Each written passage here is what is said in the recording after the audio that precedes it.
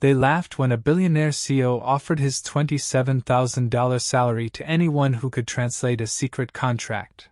But no one expected the maid, with a rag in her hand, to be the one who spoke up, and what happened next left the entire boardroom in shock. The boardroom gleamed under recessed lights, every polished surface reflecting wealth and power. Victor Reeves stood at the head of the long mahogany table, his Italian suit catching the glow like armor. Around him, executives leaned back in leather chairs, laughing too loudly at every offhand remark, eager to please the man whose signature controlled their careers. At the far edge of the room, bent low with a rag in hand, Lucia Vega moved silently, polishing away fingerprints and coffee rings as if erasing her own existence. To them, she wasn't there. To Reeves, she was furniture in motion, a shadow in a uniform. He tapped a thick document against his palm, its foreign characters bold across the cover. "This," he announced with theatrical flair, "just arrived from Huang Tech in Shanghai. A 30-page proposal, all in Mandarin." He let the words hang in the air before flashing a smile that didn't touch his eyes. "Translate this accurately in 48 hours, and I'll give you my daily salary.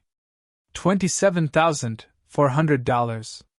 He said the number slowly, savoring it, like a magician revealing a trick he believed no one in the room could solve. Laughter erupted. The vice president of operations, Derek Willis, knocked his Harvard class ring against the glass, grinning. "Maybe we should just throw it into Google Translate. It's probably more accurate than whatever cut-rate freelancer we dig up." The room broke into louder chuckles, a chorus of privilege disguised as humor. Reeves smirked, eyes flicking to the corner where Lucia wiped in steady circles, her head lowered. "Hell," he added, his tone sharpened with cruelty. "Maybe even the cleaning lady can give it a shot."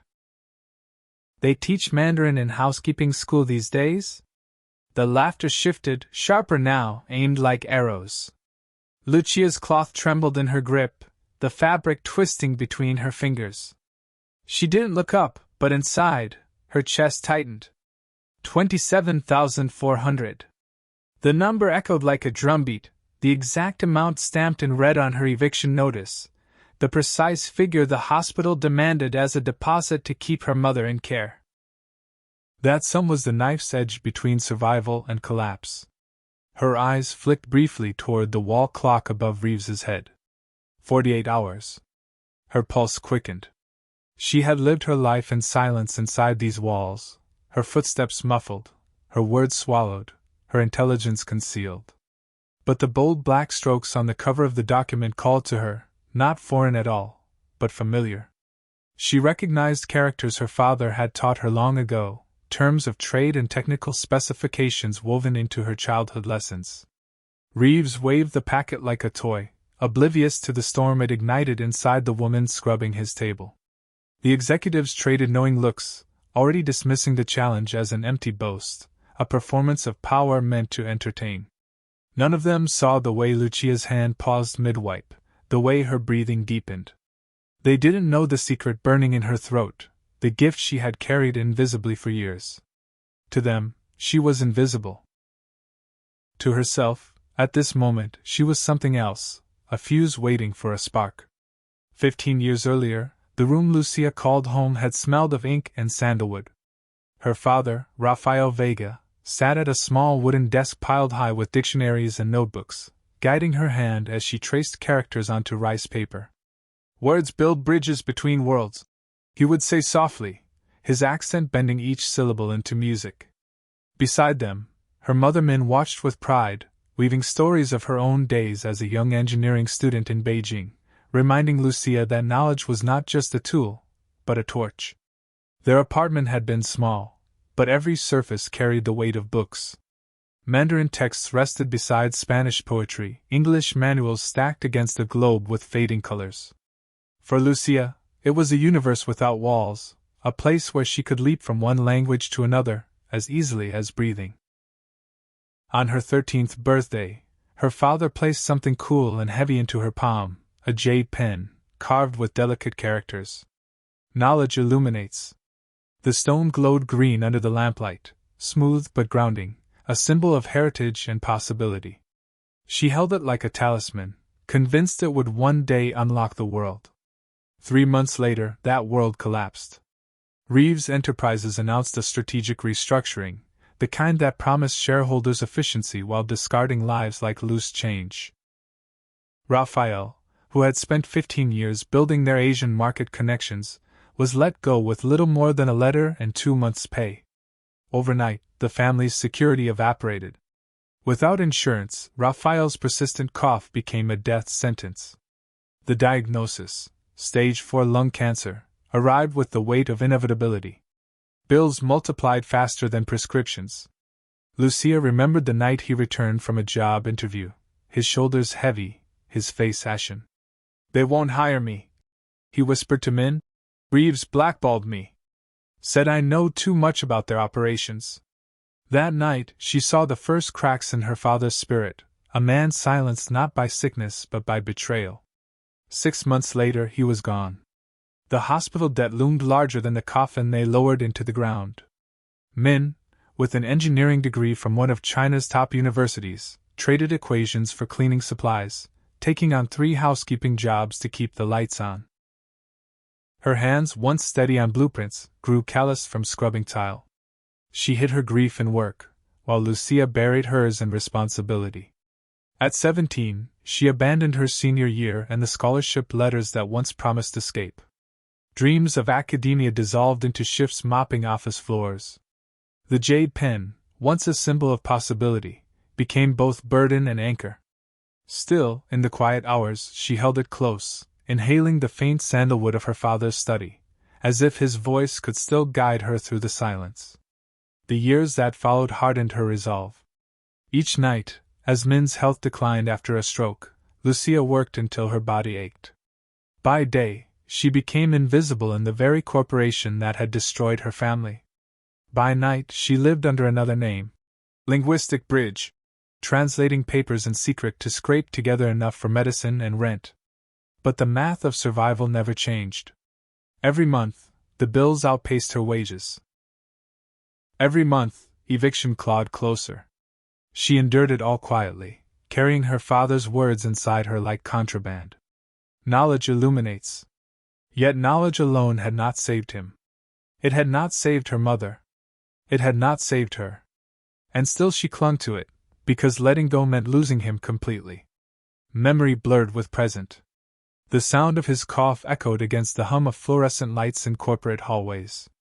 The sight of his tired smile flashed whenever she glimpsed a reflection of her own. In the quietest moments, she wondered if she had inherited his brilliance, or only his defeats. But she remembered his voice on the last night he was lucid. "Lucia, never let them decide who you are. Words are power. Promise me." And she had promised, though at the time she hadn't known how to keep it. Now, in the bright boardroom where laughter had mocked her, the promise lived again. Her hand brushed against her pocket, closing around the familiar weight of jade hidden inside her uniform. For 5 years she had carried it, tucked close to her heart. Tonight, it pressed heavier than ever, as if reminding her of the bridges she once believed she could build. She gripped the pen tighter, the past bleeding into the present, the invisible girl standing at the edge of becoming seen. Lucia's days unfolded like a relentless loop, stitched together by exhaustion and necessity. At 4 in the afternoon, she pulled on the same gray uniform that smelled faintly of bleach, kissed her mother's forehead, and whispered promises she wasn't sure she could keep. By 5, she was at Reeves Enterprises, pushing a cleaning cart down corridors where executives walked past without a glance, their conversations floating above her like smoke. Midnight marked the end of her shift, but not of her labor. Back in the one-bedroom apartment, she laid her mother gently on the worn couch that doubled as a hospital bed, adjusted the medical monitors blinking in blue, then stole 3 hours of shallow sleep before waking to translate papers for overseas clients. Her online alias, Linguistic Bridge, carried more credibility than her real name ever could. At $22 an hour, it paid better than scrubbing toilets, but never enough. Not when rent was $800, her mother's medications nearly $500, groceries $190, utilities $145, and a payment plan on her father's medical debt still drained $275. A faded piece of cardboard taped to the wall served as their budget board, numbers scribbled in red ink, columns of subtraction that always ended in minus. Each month she rewrote it, each month the ink bled deeper into hopelessness. Her body moved through routine, but her mind carried the constant arithmetic of survival. One night, as she wiped down glass doors on the executive floor, her supervisor's voice cut through the silence. "Move faster, Vega. My watch costs more than your whole year's salary. Don't make me late for dinner." He smirked, the cruelty casual, almost bored. She lowered her gaze, swallowed the sting, and polished harder. He never noticed the way her jaw clenched, or the fact that she understood every word of the Mandarin email open on his tablet as he strutted away. Invisibility had become her shield. She knew more than they imagined: market strategies, acquisition whispers, product delays. She carried it all in silence, because silence was safer. At dawn, while the city stirred, Lucia logged into her laptop with trembling fingers. Under the glow of the screen, her world transformed. Clients called her a genius, praised her precision, rewarded her anonymity.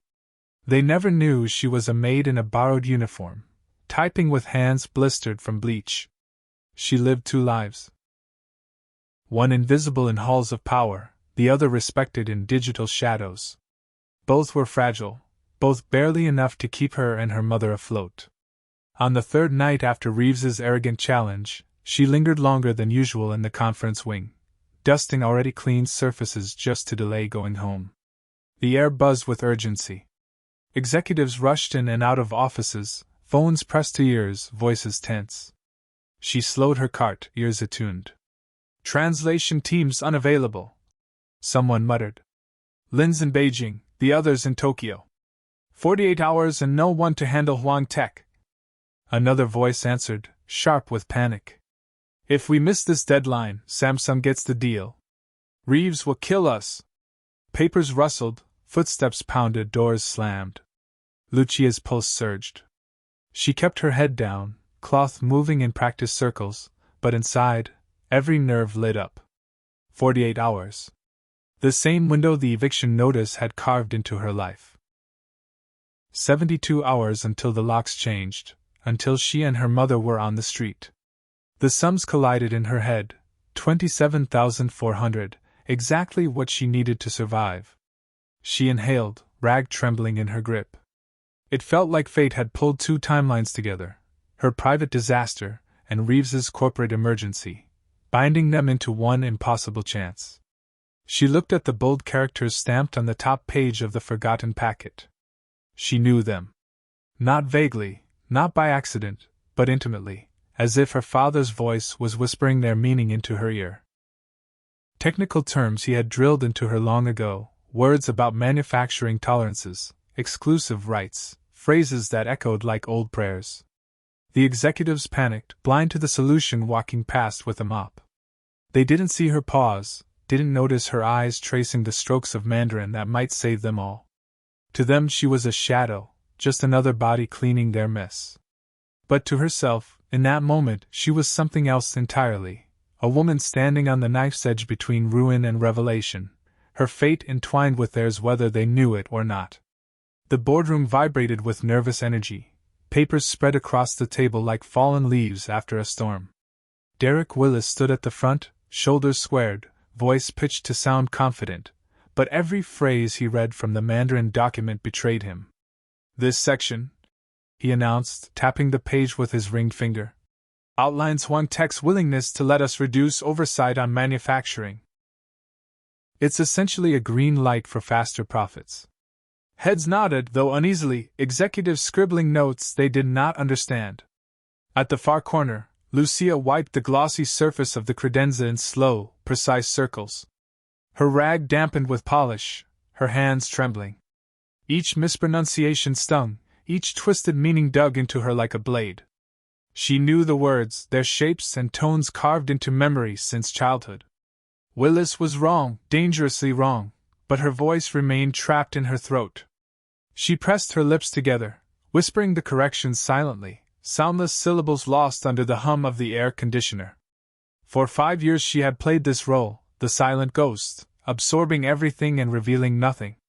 To break that silence now felt like tearing open her own skin. Willis stumbled over another phrase, mangling the tones until the word became nonsense. Luong Moxing, he stammered. He laughed it off, waving his hand. Technical jargon. Nothing critical. A ripple of uneasy chuckles followed. Reeves narrowed his eyes, sensing weakness, though he stayed silent. Lucia's chest burned. Her fingers clenched around the rag until it twisted tight. She mouthed the correct tones without realizing it, barely a whisper, but enough that her own ears heard. Ludong Moxing. Fluid modeling system. A core term her father had explained at their kitchen table years ago, his voice insistent that precision in language could mean the difference between success and disaster. Her breath caught. She should remain invisible. That was safe. That was survival. But the next words out of Willis's mouth shoved her past the edge. It refers to flexible staffing requirements, he declared, his tone smug. The room nodded again, relieved to have an explanation, even if false. Reeves leaned forward, hands clasped, his face tense. And then it happened. The rag slipped from her hand, falling to the floor with a soft thud. Every head turned briefly before dismissing the sound. Every head except Reeves's, who caught the flicker of movement. Lucia's throat tightened, but the words surged out anyway, low but clear. That's not what it means. The air froze. Chairs creaked as the executives turned, confusion etched on their faces. Willis blinked, eyebrows shooting up. Excuse me? He demanded. Lucia straightened slowly, her pulse hammering in her ears. She forced her voice to steady, each word measured like a step across thin ice. Ludong Moxing does not mean flexible staffing. It means fluid modeling system. A thermal management protocol in semiconductor manufacturing. If you misinterpret it, you risk catastrophic production errors. Silence expanded, heavy and unbroken. The executives glanced at one another, searching for cues. Reeves tilted his head, studying her as though he had never truly seen her before. Willis's face flushed crimson. She's the cleaning staff, he scoffed, desperate to reassert control. Probably repeating something she overheard. But Lucia didn't back down. Her hands no longer shook. She lifted her chin, her voice stronger now. I've heard every word spoken in this room for the last 5 years. And I've never forgotten how to read them. The confession landed like thunder. The woman they had dismissed, the shadow they had ignored, stood revealed not as a ghost but as a witness. Her eyes locked on Reeves, unflinching. In the silence that followed, he leaned back slowly in his chair, lips curving not into dismissal, but something colder, sharper. Calculation. He wasn't thinking of rules or gratitude. He was measuring profit, weighing opportunity. And in that moment, as executives whispered in confusion, as Willis sputtered in protest, Victor Reeves's gaze fixed on Lucia not as a maid, not as a nuisance, but as a resource. The kind he might exploit, the kind he might use. And for the first time, Lucia understood that being visible carried not just risk, but power. The deal was struck in silence, Reeves's pen scratching across the page with the same precision he demanded from others. Translate the proposal, Vega. 48 hours. My daily salary and your job in writing. Fail, and you're finished. He slid the paper across the table with a look that was more predator than partner. Lucia signed, her hand steady though her heart pounded. The jade pen was returned to her palm, its weight both comfort and burden. That night she was given a cramped conference room on the executive floor, a desk too large for the girl who had once been invisible in these halls. She sat beneath the harsh light of a desk lamp, stacks of documents spread around her, laptop humming. The jade pen rested beside her keyboard like a sentinel. Hours slipped past in silence, broken only by the clatter of keys and the scratching of notes. Her eyes burned, her shoulders stiff, but the words flowed. Technical terminology came alive under her hands, the precise tones and context her father had drilled into her now becoming lifelines for accuracy. By 3 in the morning she had completed more than half the proposal, mapping out sections that Reeves's team had butchered. Each line she translated brought her closer to salvation, her mother's care, the rent, the fragile dignity of stability. But salvation is rarely left unchallenged. The door creaked open, footsteps soft against the carpet.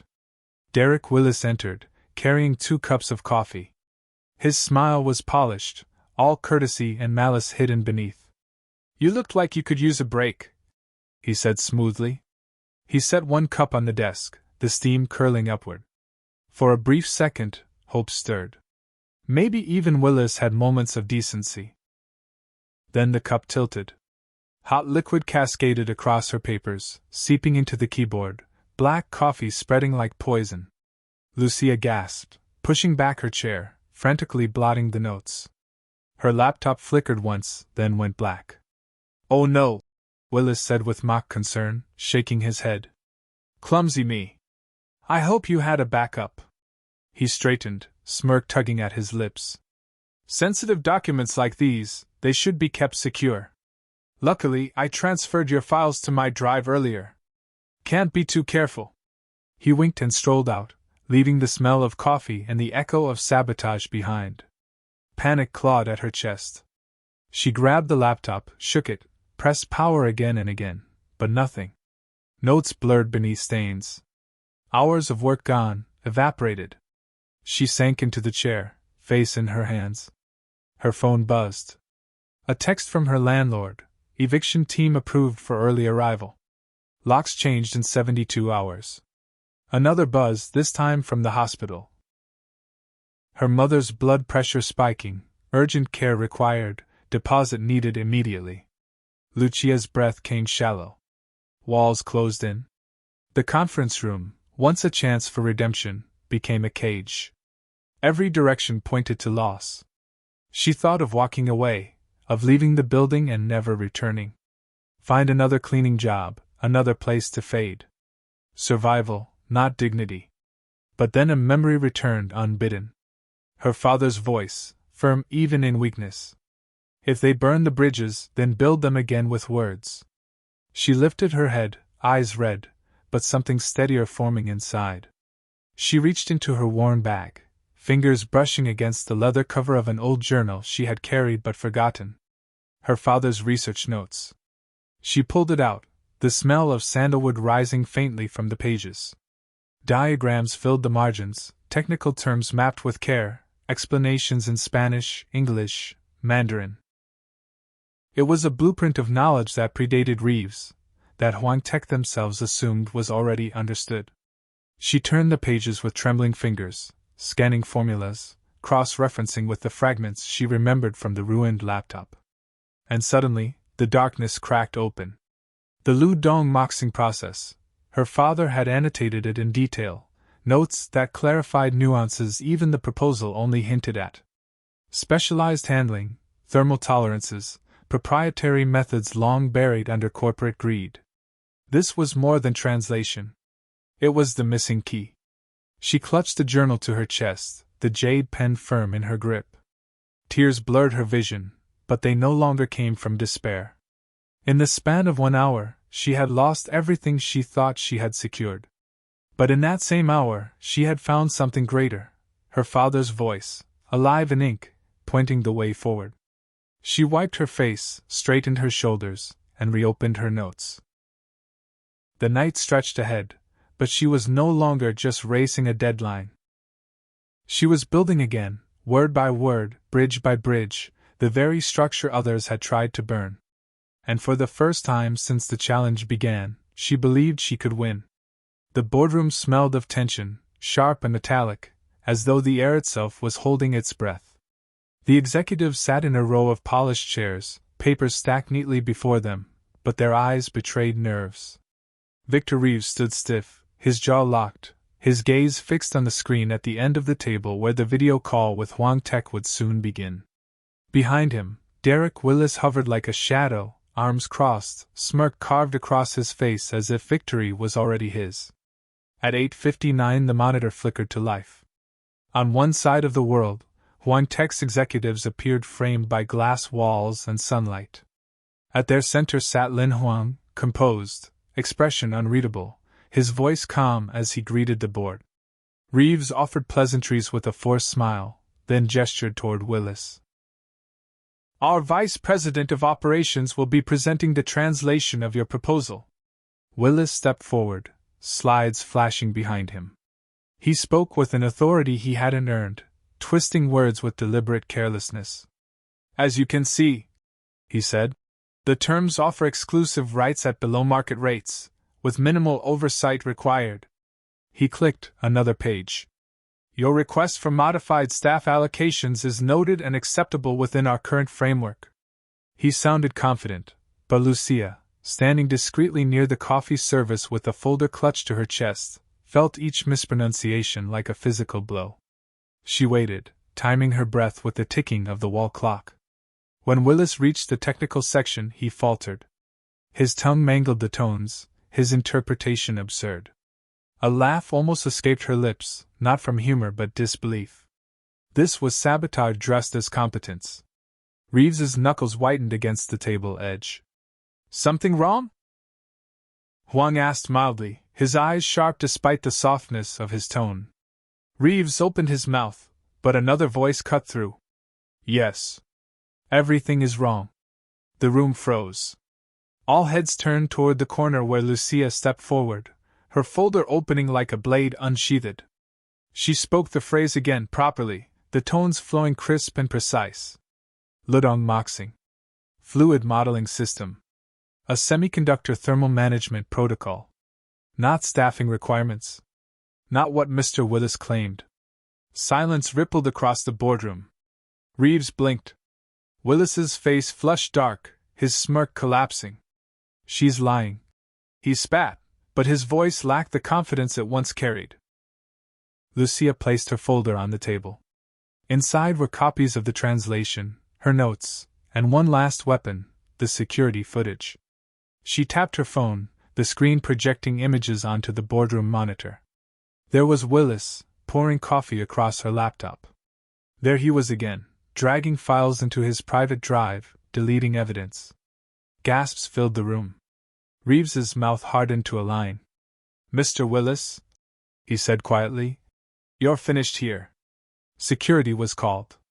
Willis protested, shouting, his face twisted in panic, but the guards escorted him out as his voice echoed down the corridor. The air shifted. Huang leaned closer to his camera, his expression no longer neutral.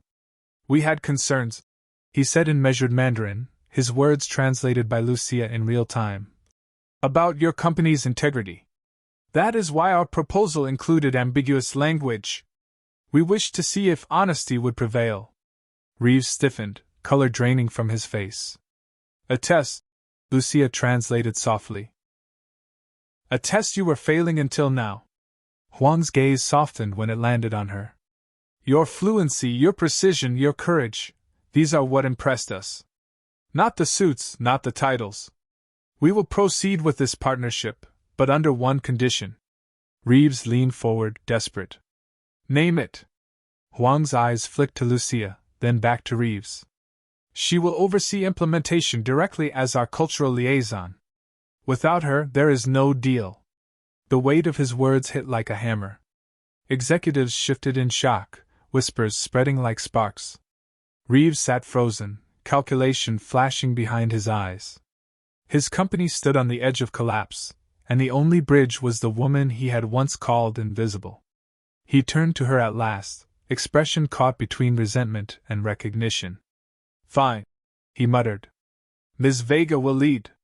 Lucia inhaled deeply, the jade pen cool in her grip, the echo of her father's voice steady in her mind. She looked Reeves in the eye, her words firm, unshakable. Knowledge doesn't come in a tailored suit. Sometimes it comes with a cleaning cloth. The boardroom erupted, not in laughter, not in dismissal, but in stunned silence that tasted like respect. Reeves had no reply. Huang nodded once, satisfied, and the deal was sealed. For the first time, the balance of power had shifted. And in that moment, the invisible maid was no longer invisible at all. 6 months later, the city skyline stretched wide outside floor-to-ceiling glass, sunlight scattering across towers of steel. Inside the corner office, polished walnut gleamed beneath morning light, and on its surface rested a crystal stand holding the jade pen. No longer hidden in the pocket of a maid's uniform, it stood in plain view, a symbol of survival and authority. Lucia Vega sat at the desk once reserved for executives who never knew her name. Papers and reports lay stacked, but they were her papers now, her reports, her signatures shaping the direction of Reeves Enterprises. She had launched a scholarship fund in her father's name, designed for children of employees who once felt as invisible as she had. The first recipients were already preparing for college, their acceptance letters pinned proudly on bulletin boards across the company. Her mother was receiving proper treatment at a nearby care facility, physical therapy sessions restoring strength once thought lost, and each evening Lucia visited with fresh flowers and stories of progress. Her salary no longer disappeared into overdue rent. She had moved them into a modest 2-bedroom apartment with space for bookshelves again, shelves lined with the same dictionaries her father once used. Around the office, the culture had shifted. A security guard from Nigeria, once dismissed as overqualified, now worked in engineering development. A cafeteria worker fluent in 5 languages was transferred to the international relations team.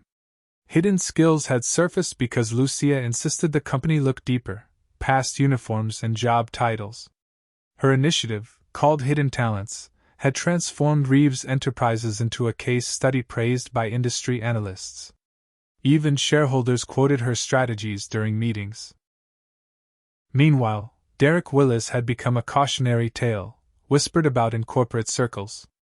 After the footage of his sabotage leaked, no major firm would hire him. The man who once wore his Harvard ring like a crown now scraped by teaching evening classes at a community college, lecturing students he once mocked. Victor Reeves remained unchanged at his core, still driven by profit, still calculating, but necessity had taught him grudging respect. He no longer called her the cleaning lady. In shareholder meetings he introduced her as Director Vega, his tone edged with admiration he refused to name.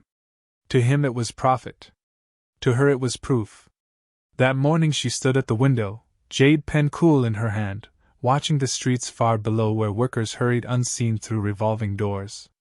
She remembered the weight of invisibility, the silence, the way laughter once cut like knives.